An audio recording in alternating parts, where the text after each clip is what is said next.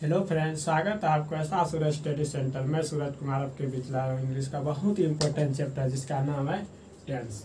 देखिए, टेंस आपको पढ़ना जरूर है क्योंकि आप वॉइस बनाइएगा, नरेशन बनाइएगा या स्पोकन करिएगा, उसमें भी आपको टेंस का ज़रूरत है, बहुत ही ज़रूरत है टेंस का।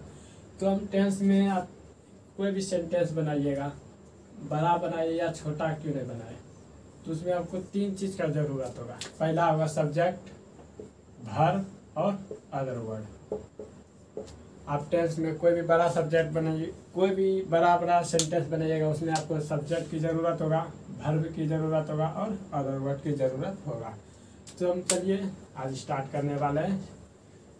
पूरा बेसिक कंसेप्ट स्टार्ट करेंगे। सब्जेक्ट देखिए, इससे हम एग्जाम्पल एक लेते हैं, दो एग्जाम्पल लेते हैं। He goes to पटना, वह पटना जाता है।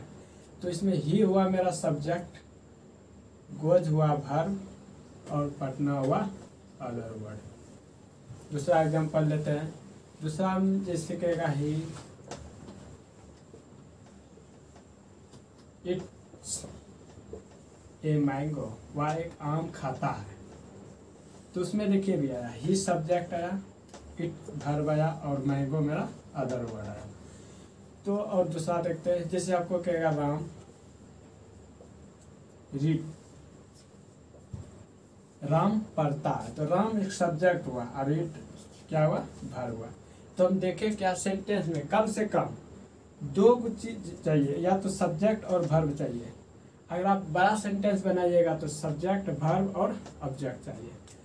तो हम स्टार्ट करने वाले सब्जेक्ट।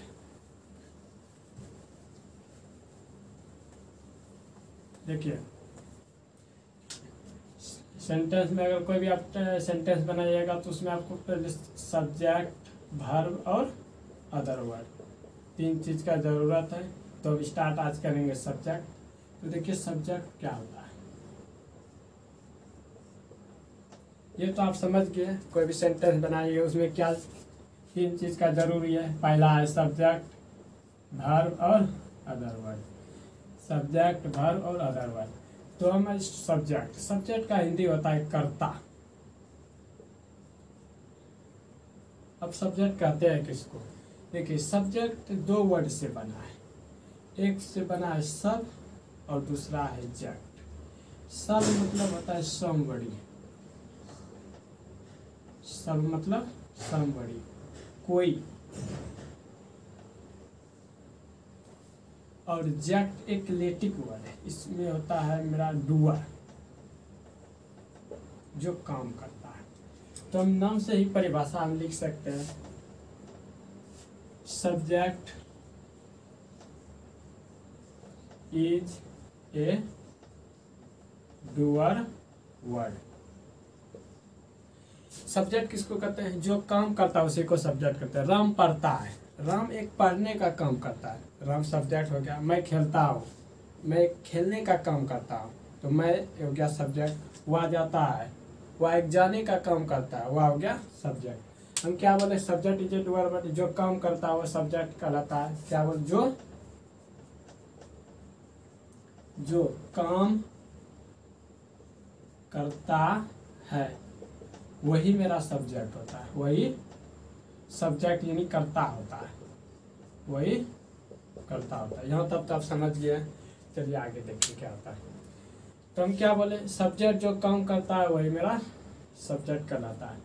जिसे एग्जाम्पल के साथ बोले, राम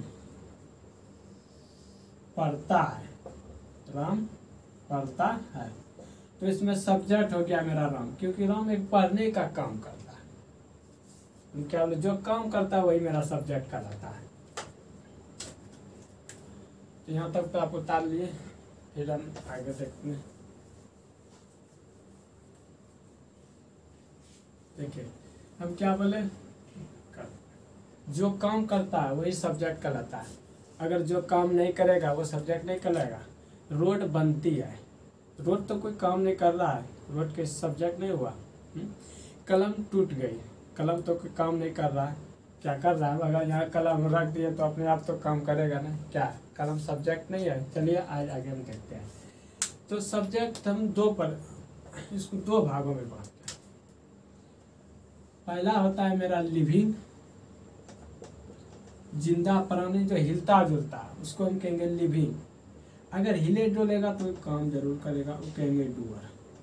जो हिलता जुलता है, जो काम करेगा, वो लिविंग और डूअर। और जो काम नहीं करेगा, नहीं हिले डोलेगा, उसको कहेंगे नॉन लिविंग और नॉन डूअर। नॉन लिविंग और नॉन डूअर। देखिए ये होता है मेरा 10%। ये अभी हम समझा रहे हैं क्या होता है 10% और क्या होता है 90%। ये भी मेरा 10% और ये मेरा 90%। ये अभी बाद में समझिएगा। Living, doer, non living, non doer. जो काम करेगा उसको हम लोग सब्जेक्ट कहते हैं, जो काम नहीं करेगा वो सब्जेक्ट नहीं कहलाता। हाँ, वो भी सब्जेक्ट होता है, वो होता है नॉन लिविंग और नॉन डूअर। अब लिविंग और डूअर, इसका एग्जांपल होता है मेरा जैसे डॉग। डॉग एक जिंदा प्राणी है, वह हिलता जुलता है। जिससे आप कहेगा राम, या किसी का नाम है राम, ये हिलता जुलता है, ठीक है। लेकिन नॉन लिविंग नॉन डूअर का एग्जांपल जैसे आपको कहेगा बुक, न हिलेगा, न डोलेगा, न जिंदा प्राणी। पेन, आपको कहेगा रोड।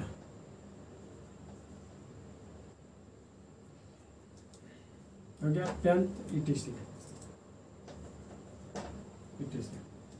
ये बुक क्या हुआ, नॉन डूअर, नॉन लिविंग और लिविंग। इस दोनों में अंतर क्या होता है? अगर लिविंग होगा, अगर डूअर होगा, तो वो सेंटेंस जो बनेगा वो टेंस के हिसाब से बनेगा। क्या बोले? अगर लिविंग होगा, डूअर होगा, तो वो टेंस के हिसाब से बनेगा। अगर नॉन लिविंग होगा, नॉन डूअर होगा, वो वॉइस के हिसाब से बनेगा। वॉइस के हिसाब से बनेगा। और एक वॉइस का मात्र स्ट्रक्चर है, वॉइस का एक मात्र स्ट्रक्चर है सब्जेक्ट, ऑक्सिलरी वर्ब और V3। हमेशा ये V3 ही लेता है, ये वॉइस बनेगा। नॉन लिविंग रहेगा, नॉन डूअर रहेगा, तो वो वॉइस के हिसाब से बनेगा। अगर लिविंग रहेगा, डूअर रहेगा, वो टेंस के हिसाब से बनेगा। चलिए यहाँ तक तो आप समझ गए, और आगे हम बताते हैं। अब एग्जाम्पल के साथ बताते, जैसे इसका एग्जाम्पल है रोड, यानी सड़क बनती है, सड़क बनती है।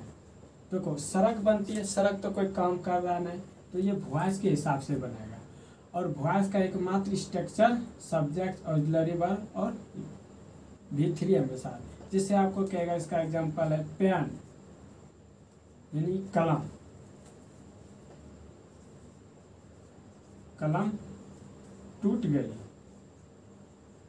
टूट गई, ये भी वॉइस के हिसाब से बनेगा। और इसका एग्जांपल है राम पढ़ता है, राम पढ़ता है। यहाँ तब तो आप समझ गए होंगे। चलिए हम देखते हैं, इसको निकाल लेते हैं।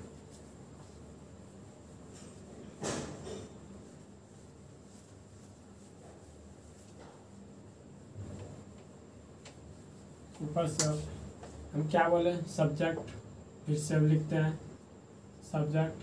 सब्जेक्ट को दो, अगर लिविंग होगा तो 10% होगा, अगर डूअर होगा तो 90% होगा। ये क्या है ये समझा रहे हैं। अगर नॉन लिविंग होगा,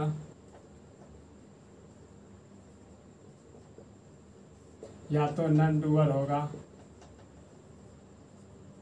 ये भी 10% होगा, और ये 90% होगा। समझ गए? ये तो नॉन लिविंग नॉन डूअर का हम एग्जांपल क्या बोले, डॉग बोल, बुक, पेन, etc। और इसका हम क्या बोले, डॉग, और ये राम। यहाँ तक तो आप समझ गए होंगे। चलिए ये रहेगा तो इसको हम कहेंगे टेंस, और इसको हम कहेंगे वॉइस। वॉइस का एक मात्र स्ट्रक्चर है सब्जेक्ट, ऑक्सिलरी वर्ब और V3। यहाँ तक तो आप समझ गए होंगे। आगे देखते हैं। देखिए जिससे कहेगा राम,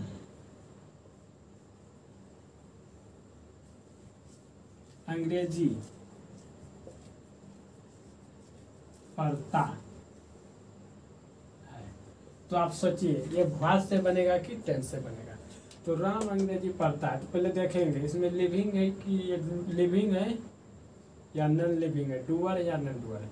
राम एक जिंदा प्राणी है, हिलता जलता है, ये डूअर है। पढ़ना भी एक कम हुआ, इसलिए ये टेंस के हिसाब से बनेगा। लेकिन अगर यही कहेगा आपको कलम टूट गई, ये वॉइस के हिसाब से बनेगा। कैसे ये बनेगा? राम इट्स राम इट्स, जैसे राम पढ़ता है तो राम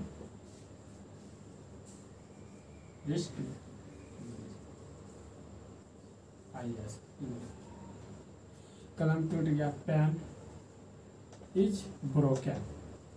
ब्रोकन देखिए, पेन तो मेरा सब्जेक्ट हुआ और ये हो गया मेरा ऑक्सिलरी वर्ब, ब्रोकन मेरा V3 होता है, ये भी हो गया।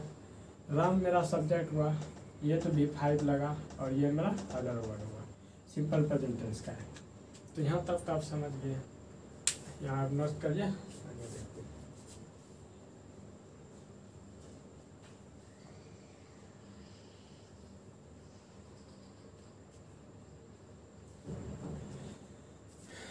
यहाँ तक तो आप नोट कर लिए, आगे देखिए।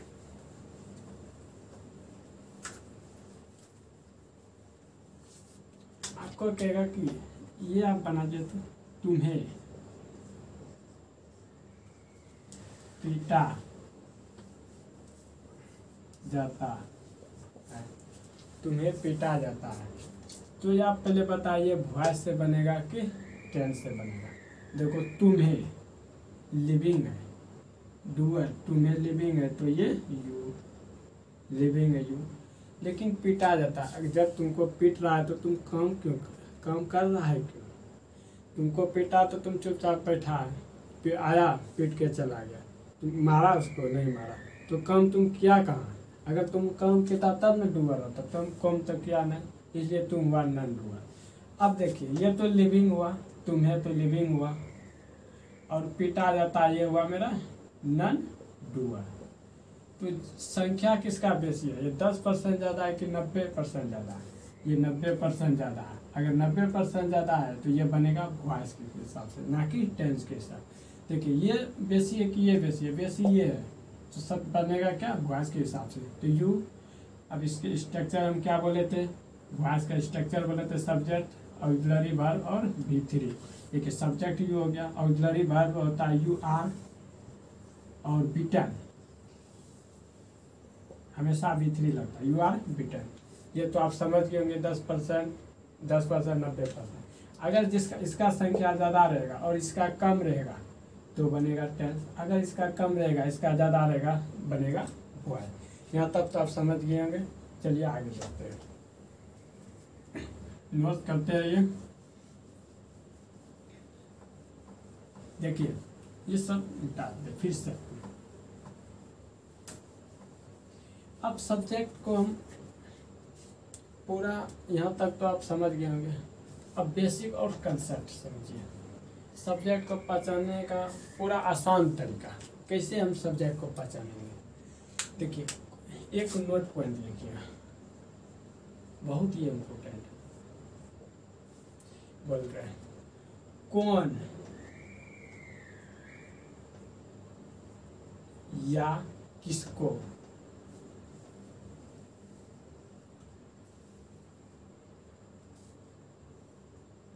कौन या किसको शब्द लगाकर, वो ये याद हमेशा रखिएगा, कौन या किसको शब्द लगाकर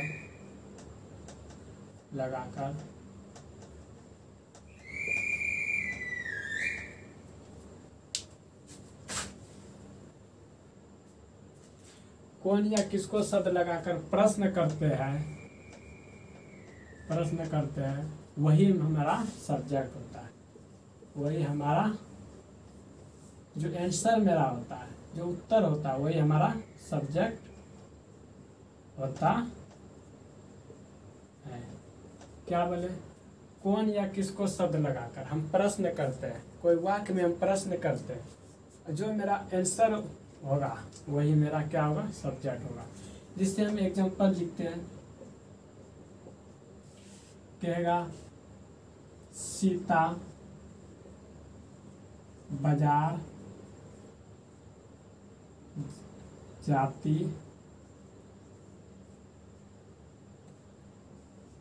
सीता बाजार जाती है। देखिए कौन बाजार जाती है? सीता। सीता मेरा सब्जेक्ट हो गया। जिससे कहेगा राम और श्याम पढ़ता है। पढ़ता है, कौन पढ़ता है? राम और श्याम। मेरा राम और श्याम सब्जेक्ट हो गया। या आप पहचान लीजिएगा कौन शब्द से आप प्रश्न करिएगा, किसको शब्द से प्रश्न करिएगा, जो मेरा उत्तर होगा वही मेरा सब्जेक्ट होगा। कोई भी आप सेंटेंस ले लीजिए, बड़ा लीजिए या छोटा लीजिए, कौन शब्द से प्रश्न करिएगा वही मेरा सब्जेक्ट होगा। और सब्जेक्ट तो हम पहले बता दिए।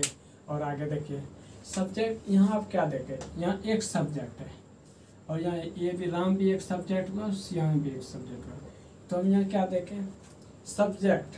पहला बात ये था। दूसरा बात था कि सब्जेक्ट एक या एक से, इसको हम मिटा देते इधर, ये तो आप समझ गए होंगे। सब्जेक्ट एक या एक से अधिक भी हो सकता है, अधिक भी हो सकता है। सब्जेक्ट क्या बोले, एक या एक से अधिक भी हो सकता है। जैसे कहेगा मैं, तुम और वह। मैं, तुम और वह क्रिकेट खेलते हैं।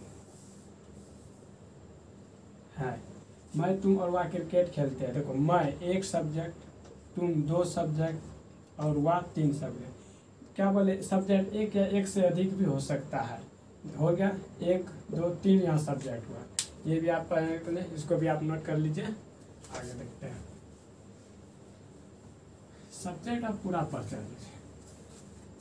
और आगे देखिए सब्जेक्ट में आपको, सब्जेक्ट हमेशा जो है ना सिंगुलर होता है। क्या होता है? सिंगुलर होता है। सिंगुलर और प्लूरल क्या होता है? जो एक होगा सिंगुलर होगा, जो एक से अधिक होगा उसको हम लोग प्लूरल कहते हैं। जिससे यहाँ कहेंगे राम, राम मेरा एक है, इसको हम कहेंगे सिंगुलर।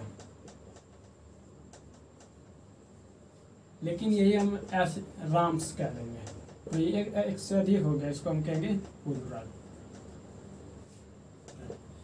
जिससे हम कहेंगे बुक,